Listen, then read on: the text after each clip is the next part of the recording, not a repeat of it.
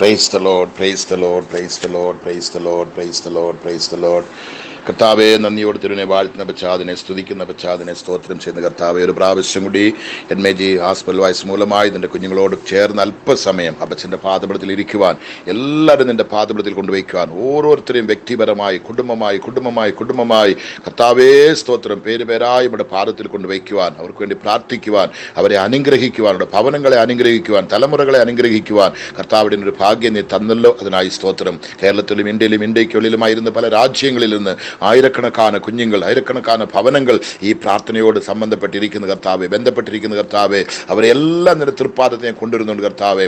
എല്ലാവരും നീ അനുഗ്രഹിക്കണമേ. അവരുടെ ഭവനത്തിൽ ദൈവസമാധാനം, സന്തോഷം, അവരുടെ ജീവിതത്തിൽ ദൈവത്തിൻ്റെ വലിയ അനുഗ്രഹത്തിൻ്റെ ഉറവിടങ്ങൾ കർത്താവെ നീ തുറന്നു കൊടുക്കണമേ എന്ന് പ്രാർത്ഥിക്കുന്നു. കഷ്ടപ്പാടിലിരിക്കുന്ന കുഞ്ഞുങ്ങൾ, കണ്ണുനീരിക്കുന്ന കുഞ്ഞുങ്ങൾ, രോഗികളായിരിക്കുന്ന കുഞ്ഞുങ്ങൾ കർത്താവെ, ആമേൻ, പലവിധപ്പെട്ട മാരക രോഗങ്ങളാൽ ബാധിക്കപ്പെട്ടിരിക്കുന്ന, ക്ഷീണിച്ചിരിക്കുന്ന, തളർന്നിരിക്കുന്ന കുഞ്ഞുങ്ങൾ, ഭൗതികമായ നിലമയിൽ നഷ്ടപ്പെട്ടുകൊണ്ടിരിക്കുന്ന കുഞ്ഞുങ്ങൾ, വരുമാനമില്ലാത്തവർ, ജീവിക്കുവാൻ വഴിയില്ലാത്തവർ, നിവൃത്തിയില്ലാത്തവർ, നിത്യവൃത്തിക്ക് വഴിയില്ലാത്തവർ കർത്താവെ സ്തോത്രം, കടക്കാർക്ക് ബദൽ ചൊല്ലു കർത്താവെ, മറുപടി പറയുവാൻ കഴിയാതെ കടബാധ്യതയിൽ വീണ് കിടക്കുന്ന കുഞ്ഞുങ്ങൾ, ചെയ്യുന്നതെല്ലാം നഷ്ടമായി തോൽവിയായി പോകുന്ന കുഞ്ഞുങ്ങൾ, കുടുംബത്തിന്റെ സന്തോഷം നഷ്ടപ്പെട്ടു, സമാധാനം നഷ്ടപ്പെട്ടു, ആനന്ദമില്ല, സന്തോഷമില്ല, അവരുടെ കർത്താവെ ദീർഘായുസ്സുകൾ നഷ്ടപ്പെടുന്നു, എല്ലാം തകർന്നു കിടക്കുന്ന കുഞ്ഞുങ്ങൾ അനേകത്തിനകത്തുണ്ട് അപ്പച്ച.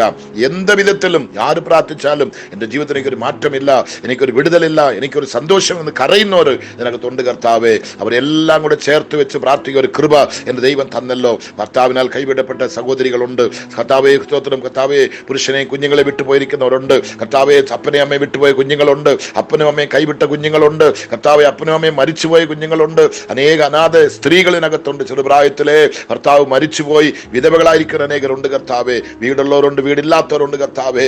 ജീവിക്കുവാൻ വഴിയുള്ളവരുണ്ട്, വഴിയില്ലാത്തവരുണ്ട് കർത്താവെ. അനേക രീതിയിൽ വേദനിച്ച് കണ്ണുനീരോടുക്കുന്ന കുഞ്ഞുങ്ങൾ ഇതിനകത്തുണ്ട്. അനേകർ കണ്ണുനീരോട് പ്രാർത്ഥന വിഷയങ്ങൾ അയക്കുന്നവരുണ്ട്. ഇനി ഞങ്ങൾക്ക് വേണ്ടി പ്രാർത്ഥിക്കണേ, ഞങ്ങളുടെ ശരീരത്തിന്റെ രോഗങ്ങൾ മാറുവാൻ, ഞങ്ങളുടെ കണ്ണുനീര് മാറുവാൻ ഞങ്ങൾക്ക് വേണ്ടി പ്രാർത്ഥിക്കണമെന്ന് പറഞ്ഞ് കരയുന്നവർ ഒത്തിരി പേരിനകത്തുണ്ട് കർത്താവെ. പ്രാർത്ഥനാ വിഷയങ്ങൾ അയക്കുന്നവർ, സാക്ഷി അയക്കുന്നവർ എല്ലാം നിന്റെ തൃപ്പാദത്തിനെ കൊണ്ട് വയ്ക്കുകയാണ്. ഫോണിലൂടെ വിളിച്ച് സംസാരിക്കുന്നവർ, പ്രാർത്ഥിക്കുന്നവർ എല്ലാം നിന്റെ പാദത്തിൽ കൊണ്ട് വയ്ക്കുന്ന കർത്താവെ. അനുഗ്രഹിച്ചാട്ട്, ബലപ്പെടുത്തിക്കാട്ട് കർത്താവിന്റെ കൃപ നിന്റെ കുഞ്ഞുങ്ങളോട് ഇരിക്കണം. നിന്റെ ദയവുള്ള കരത്തിൽ ഞാൻ എല്ലാവരെയും സമർപ്പിക്കുന്നു, അടിയനെ താഴ്ത്തുന്നു. യേശു ക്രിസ്തുവിന്റെ നാമത്തിൽ പിതാവേ, ആമേൻ, ആമേൻ, ആമേൻ. ദൈവത്തിന്റെ പുനഃനാമം മഹത്വമെടുക്കുമാറാകട്ടെ. ഇന്ന് എന്നോടുള്ള പ്രാർത്ഥനയിൽ പങ്കുചേരുന്ന എല്ലാവരെയും കർത്താവായ യേശുവിന്റെ നാമത്തിൽ നിങ്ങൾക്ക് വന്ദനം പറയുന്നു. കർത്താവ് നിങ്ങൾ എല്ലാവരെയും കുടുംബമായി സെപ്പറേറ്റായി അനുഗ്രഹിക്കട്ടെ. ഒരു അനുഗ്രഹത്തിന്റെ ഉറവിടം ഇന്നേക്ക് നിങ്ങൾക്ക് വേണ്ടി തുറക്കട്ടെ. നിങ്ങൾ സന്തോഷത്തിലും ആനന്ദത്തിലും ആമേൻ ജീവിക്കുവാൻ കർത്താവ് നിങ്ങളെ സഹായിക്കട്ടെ. ഇത് നമ്മുടെ പ്രാർത്ഥന ആരംഭിച്ച 1208 ദിവസത്തിലേക്ക് പ്രവേശിക്കുവാൻ കർത്താവ് നമുക്ക് ഭാഗ്യം തന്നിരിക്കുന്നു. നമ്മുടെ ദീർഘായുസ് ഇത്രത്തോളം ദൈവം നമുക്ക് തന്നു. ഇങ്ങനൊരു പകലും കൂടി ദൈവം നമുക്ക് ഒരുക്കിയിരിക്കുകയാണ്. അനേകർക്ക് ലഭിക്കാത്തത് നമുക്ക് ലഭിച്ചിരിക്കുന്നു. അതുകൊണ്ട് ദൈവത്തെ സ്തുതിക്കാം, ദൈവത്തെ മഹത്വപ്പെടുത്താം. ഒരു വാക്യം നമുക്ക് വായിക്കാം. കഴിഞ്ഞ ദിവസം സങ്കീർത്തനം 27 5 വാക്യം നമ്മൾ വായിച്ചു. അനർത്ഥ ദിവസത്തിൽ അവൻ എൻ്റെ കൂടാരത്തിൽ അവൻ തൻ്റെ കൂടാരത്തിൽ എന്നെ ഒളിപ്പിക്കും, തിരുനിവാസത്തിന്റെ മറവിൽ എന്നെ മറയ്ക്കും, പാറമേൽ എന്നെ ഉയർത്തും. കഴിഞ്ഞ ദിവസം നമ്മൾ ധ്യാനിച്ചതാണ്. ദൈവത്തിന് സ്തോത്രം. പാറമേൽ എന്നെ ഉയർത്തും. അതിൻ്റെ 6 വാക്യം ഇങ്ങനെ പറയുന്നു, ഇപ്പോൾ എൻ്റെ ചുറ്റുമുള്ള ശത്രുക്കളുടെ മേൽ എൻ്റെ തല ഉയരും. ഒരാമീൻ പറയാൻ പറ്റുമോ? ഒരാമീൻ പറയാൻ പറ്റുമോ? ഇപ്പോൾ എൻ്റെ ചുറ്റുമുള്ള ശത്രുക്കളുടെ മേൽ എൻ്റെ തല ഉയരും. ഞാൻ അവൻ്റെ കൂടാരത്തിൽ ജയഘോഷ യാഗങ്ങളെ അർപ്പിക്കും. ഞാൻ യഹോവയ്ക്ക് പാടി കീർത്തനം ചെയ്യും. ഇന്ന് അനേകർ സഭയ്ക്ക് വരുന്നുണ്ട്, പെയ്ത്തോമിൽ വരുന്നുണ്ട്, ദൈവത്തെ ആരാധിക്കുവാൻ. പക്ഷേ അവർ വന്ന് പുറകിൽ എവിടെങ്കിലും ഇരിക്കും. കൈ അടിക്കത്തില്ല, പാട്ട് പാടത്തില്ല, പ്രാർത്ഥിക്കത്തില്ല, ചിലർ കണ്ണടയ്ക്കത്തില്ല, ചിലർ ഉറങ്ങിക്കൊണ്ടിരിക്കും. ഇവരെല്ലാം ഞാൻ പറയട്ടെ, ആലയത്തിൽ വന്ന് എല്ലാവരും കൈയടിച്ച് പാട്ടുപാടി ദൈവത്തെ സ്തുതിച്ചുകൊണ്ടിരിക്കുമ്പോൾ, ആത്മാവിന്റെ നിറവിൽ ദൈവത്തെ ആരാധിക്കുമ്പോൾ, ഇവിടെ വന്നൊരു ചത്തവനെ പോലെ ഇരിക്കുന്നവൻ വീട്ടിൽ പ്രാർത്ഥിക്കുമോ? ഇല്ല. വെളി പ്രാർത്ഥിക്കുമോ? ഇല്ല. തന്റെ ജീവിതത്തിൽ പ്രാർത്ഥനയുണ്ടോ? ഇല്ല. ബൈബിളുണ്ടോ? ഇല്ല. ജീവിതമുണ്ടോ? ഇല്ല. അവൻ ചത്ത ക്രിസ്തവനാണ്. അവൻ എവിടെ ഇരുന്നാലും അങ്ങനെ തന്നെ ഇരിക്കും. പക്ഷേ അങ്ങനെയുള്ളവരെയും കർത്താവ് മാറ്റിയെടുക്കുന്ന ദൈവമാണ് നമ്മുടെ ദൈവം. അങ്ങനെങ്കിൽ ദൈവം നിങ്ങൾക്ക് നന്മ ചെയ്യുമ്പോൾ ആ നന്മ ചെയ്ത ദൈവം നമ്മുടെ അടുത്തുനിന്ന് ഒരു പ്രതിഫലനൊന്നും ദൈവം ആഗ്രഹിക്കുന്നില്ല. നിങ്ങൾ ചിന്തിക്കരുത്. ദൈവം ആഗ്രഹിക്കുന്നത് ദൈവത്തെ നമ്മൾ സ്തുതിക്കണം, ദൈവത്തെ നമ്മൾ ഉയർത്തണം, ദൈവത്തെ നമ്മൾ പോറ്റണം. 4 പേരോട് വിളിച്ച് പറയണം, എൻ്റെ ദൈവം എനിക്ക് ഈ അത്ഭുതം പ്രവർത്തിച്ചു, എൻ്റെ ദൈവത്താലാണ് ഇത് ഞാൻ നിൽക്കുന്നത്, എൻ്റെ ദൈവത്താലാണ് ഞാൻ ജീവിക്കുന്നത്, എൻ്റെ ദൈവം ഇല്ലെങ്കിൽ ഞാൻ ഇല്ല, ഇത്രത്തോളം ഞാൻ വരാൻ കാരണം എൻ്റെ ദൈവമാണെന്ന് നാണിക്കാതെ മറ്റുള്ളവർ നിങ്ങൾ വിളിച്ച് പറയണം. ഇത് കേരളത്തിൽ ഒത്തിരി കുറവാണ്. ഒത്തിരി ഒത്തിരി കുറവാണ് സാക്ഷ്യം പറയുന്നത്. അനേകർക്ക് ഏതോ ലജ്ജ പോലെ തോന്നുന്നു. അത് ചെയ്യരുത്, തെറ്റാണ്, ഭയങ്കര തെറ്റാണ്. ദൈവം ചെയ്ത നന്മകൾക്ക് നന്ദിയുള്ള കുഞ്ഞുങ്ങളാകെ നമ്മൾ മാറണം. ഇപ്പോൾ എൻ്റെ ചുറ്റുമുള്ള ശത്രുക്കളുടെ മേൽ എൻ്റെ തല ഉയരും. നിങ്ങൾ നോക്കിക്കേ, നിങ്ങളെ ചുറ്റിയിരിക്കുന്ന സ്നേഹിതന്മാരല്ല, നിങ്ങളെ ചുറ്റിയിരിക്കുന്ന എല്ലാ ശത്രുക്കളാണ്. നിങ്ങളെ കടിച്ച് കീറിക്കളയുന്ന സിംഹങ്ങളെ പോലെ, കരടികളെ പോലെ, പുലികളെ പോലെ, നരികളെ പോലെ നിങ്ങളെ ചുറ്റി നിൽക്കുകയാണ്.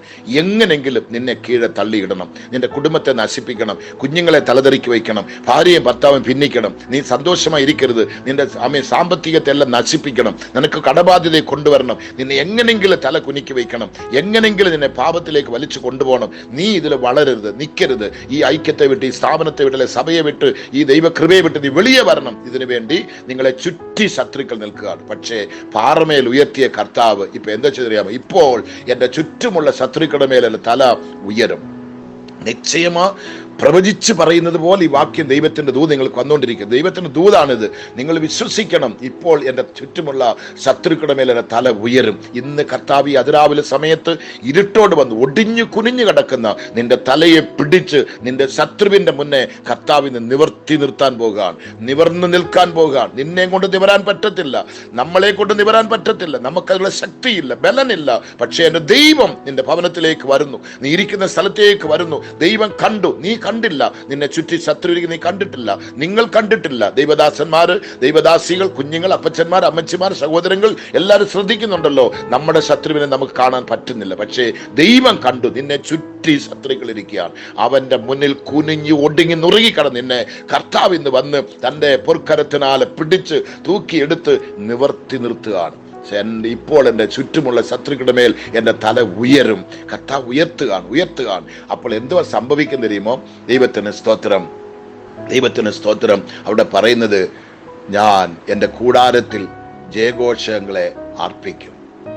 ദൈവം തമ്പുരാൻ തല ഉയർത്തുമ്പോൾ ഞാൻ അവൻ്റെ കൂടാരത്തിൽ ജയഘോഷ യാഗങ്ങളെ അർപ്പിക്കും. നിങ്ങൾ പോയി ദൈവസന്നിധാനത്തിൽ ഇരുന്ന് കണ്ണുനീരോടെ നിങ്ങൾ പ്രാർത്ഥിച്ച് ദൈവകൃപയിൽ നിന്നുകൊണ്ട് കർത്താവിൻ്റെ മഹത്വം ഉള്ള ആ പാടലുകളെ പാടി ദൈവത്തിന് സാക്ഷ്യം പറഞ്ഞ് വാക്യങ്ങൾ വായിച്ച് കർത്താവിനെ സ്തുതിക്കണം.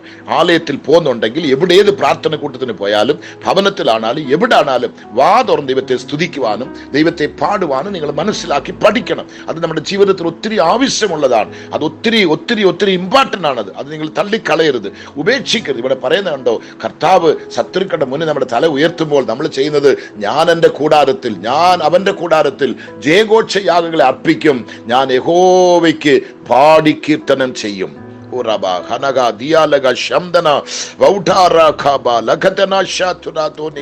എൻ ദൈവം ഒരു നാളും കള്ളം പറയത്തില്ല.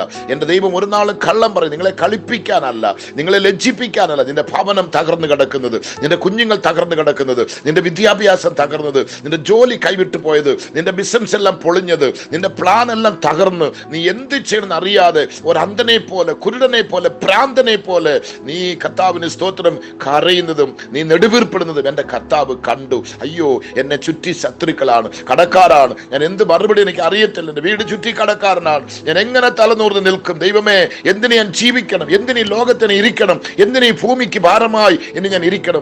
ഭയങ്കര മാരക രോഗം എന്നെ പിടിച്ചിരിക്കുകയാണ്, ഭയങ്കര രോഗിയായി ഞാൻ മാറി. എന്നെ സഹായിക്കാനോ, എനിക്ക് ട്രീറ്റ്മെന്റ് കൊടുക്കാനോ, എനിക്കോ സഹായിക്കാനോ ആരുമില്ല. എന്തിന് മറ്റുള്ളവർക്ക് ഭാരമായിരിക്കണം? ഞാൻ അങ്ങ് ചത്തുപോയാൽ മതി, അങ്ങ് മരിച്ചു പോയാൽ മതി, അങ്ങനെ ചിന്തിക്കുന്നവരിനകത്ത് കാണും. ഇല്ല, കർത്താവ് അവിടെ നിന്നെ ചാകാൻ വിടത്തില്ല. നിന്റെ തലയെ നിവർക്കാൻ വേണ്ടി വരികയാണ്. ദൈവം നിന്റെ തലയെ നിവർക്കാൻ വേണ്ടി വരുകയാണ്. നിന്റെ പൊളിഞ്ഞു കിടക്കുന്ന ഭവനത്തെ കർത്താവ് പണിയാൻ വരികയാണ്. കൈവിട്ടു പോയതെല്ലാം, നഷ്ടപ്പെട്ടു പോയതെല്ലാം കർത്താവ് തിരിച്ചു തരാൻ പോകുകയാണ്. നിന്നെ ചുറ്റി നിൽക്കുന്ന ശത്രുക്കൾ എല്ലാവരും നിവർന്ന് നിന്നെ കാണാൻ പോകുകയാണ്. നിന്റെ തല കർത്താവ്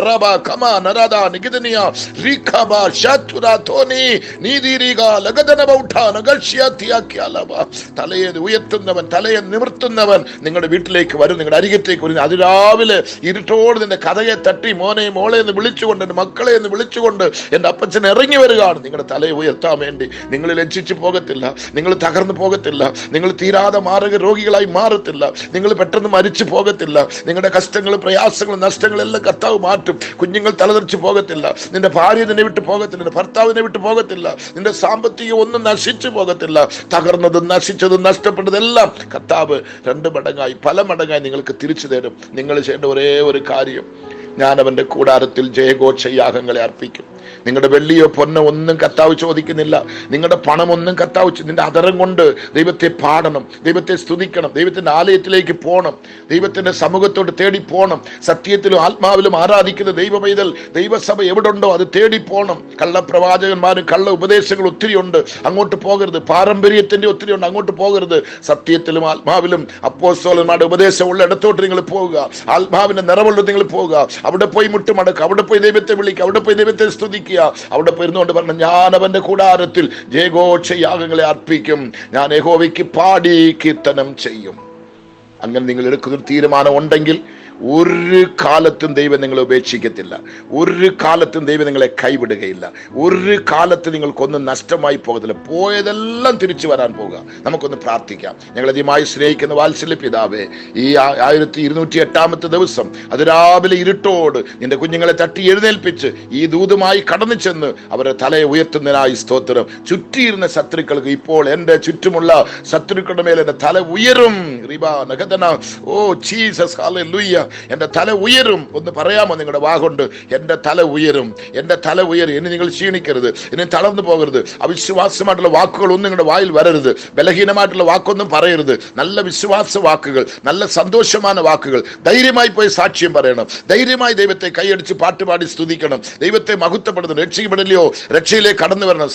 സ്നാനപ്പെടണം. അഭിഷേകം പ്രാപിച്ചില്ല, അഭിഷേകം പ്രാപിക്കണം. പ്രാപിച്ച രക്ഷിപ്പയും അഭിഷേകത്തെയും പുതുപ്പിക്കണം. കൃപയിൽ നിൽക്കണം, കൃപയിൽ നിൽക്കണം, കൃപയിൽ നിൽക്കണം.